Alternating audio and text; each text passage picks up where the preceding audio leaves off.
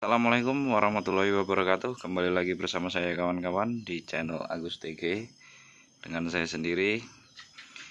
Oke kawan-kawan, pada kesempatan ini saya akan melakukan atau memperbaiki jenis pohon sancang yang tadinya sudah dapat kerangka yang cukup lumayan. Setelah dilepas kawat akhirnya terbengkalai karena kurangnya sentuhan.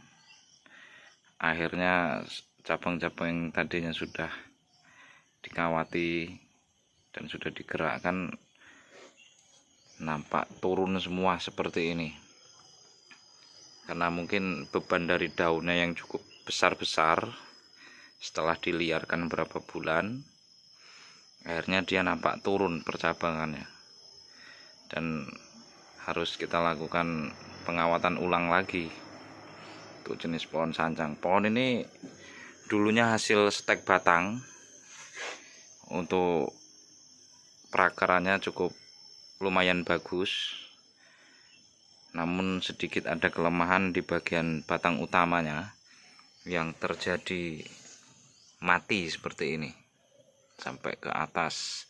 Namun untung saja di bagian leher masih aman, tidak terjadinya kering di bagian batangnya atau terkikis, dan alhamdulillahnya masih utuh seperti itu.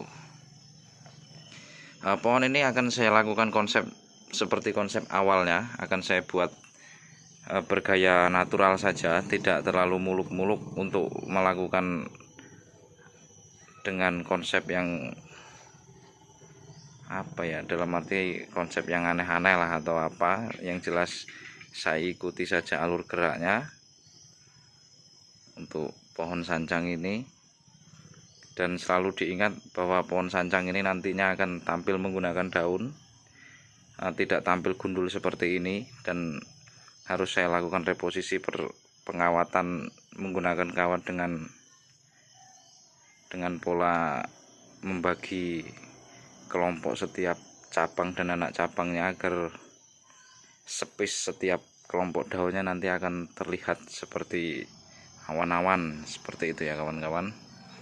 Oke, saya lakukan pengawatan dulu, nanti setelah pengawatan hasilnya seperti apa ya, intinya ini nyerpis pohon rusak gitu aja ya kawan-kawan.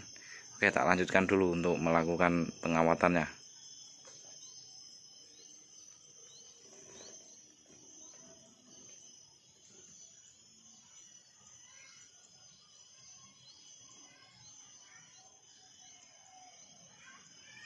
Ini setelah kita lakukan pengawatan ulang, hasilnya seperti ini. Banyak sekali yang harus saya lakukan dibuang atau saya kurangi. Saya lakukan pengurangan untuk bagian cabang-cabang yang tidak terpakai. Penampakannya seperti ini. Kita zoom sedikit. Kurang lebihnya seperti ini. Tidak menutup kemungkinan pohon ini saya setting dari awal memang tidak saya lakukan perubahan konsep dari awal, tetap saya melanjutkan konsep. Saya malah sedikit kebingungan sendiri melanjutkan konsep yang pernah saya lakukan mungkin 1,5 tahun yang lalu. Hasil dari stek dulu pohon ini, memang hasilnya dari atas itu sampai ke bawah itu dulu saya dapatnya batang segitu langsung saya tancap di bak ini.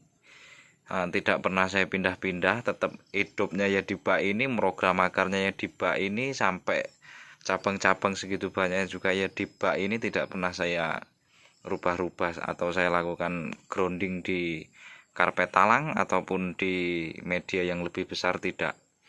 Tetap dari awal pohon ini memang di bak ini, nggak pindah-pindah kawan-kawan. Mungkin usianya 1,5 tahun lebih dikit, kurang lebihnya seperti itu hasil dari stek. Dan jujur ini tips juga buat kawan-kawan semua yang punya sancang di rumah, usahakan jangan seperti saya. Sempat setelah dilakukan pelepasan kawat, di waktu itu saya lepas kawatnya kemudian saya liarkan seperti ini, dan sempat terjadinya layu karena telat penyiraman. Nah itu jangan sampai terjadi seperti itu kawan-kawan. Nggak apa-apa dilepas kawat, diliarkan juga nggak apa-apa, yang penting jangan sampai telat penyiraman ataupun pohonnya sampai layu. Karena sancang ini ketika sampai layu, dia kesenggol sedikit saja itu rantingnya mudah lepas ataupun patah kawan-kawan. Itu tadi banyak sekali itu ranting-rantingnya yang lepas. Padahal cuman kesenggol tangan ketika mau mengawati sudah lepas, coplok putil kawan-kawan.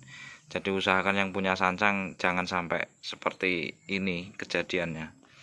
Dan pohon ini tidak saya rubah-rubah konsepnya, tetap saya buat ala-ala subtropis, ala-ala tropis sesuai iklim kita di Indonesia. Nah, seperti ini lebih condong ke konsep yang natural saja. Saya buat apa adanya seperti ini untuk bahan sancang, dan nanti cabang yang itu akan saya lanjutkan sedikit lebih panjang, dan yang bagian bawah juga mengikuti sebagian cabang-cabang yang sebelah kiri itu hanya sebagai counterbalance ataupun penyeimbang saja, seperti itu kawan-kawan. Dan untuk bagian mahkota yang penting seperti ini pembagiannya. Intinya dari leher ini sampai ke top mahkota itu lebih tegas ataupun terlihat ya kawan-kawan. Jangan sampai kita membuat mahkota nanti ketika pohon sudah mendekati kematangan istilahnya patah leher ataupun lehernya tidak nampak jelas. Nah itu lebih bahaya di arena kawan-kawan, karena akan mengurangi nilai yang cukup lumayan ketika lehernya nanti tidak terlihat secara jelas ataupun tegas seperti itu. Oke kawan-kawan, cukup sekian. Semoga video ini cukup membantu kawan-kawan atau mereferensi dan bisa menjadi inspirasi buat kawan-kawan yang punya bahan bonsai sancang lurus sedikit meliuk ataupun apa segala macamnya lah intinya. Jangan buru-buru diabaikan ataupun tidak diurus ya kawan-kawan, karena tetap pohon seperti ini pun intinya tergantung yang buat, tergantung kawan-kawan semua mau membuatnya seperti apa, imajinasi kawan-kawan semua seperti apa. Oke, cukup sekian saya akhiri. Assalamualaikum warahmatullahi wabarakatuh.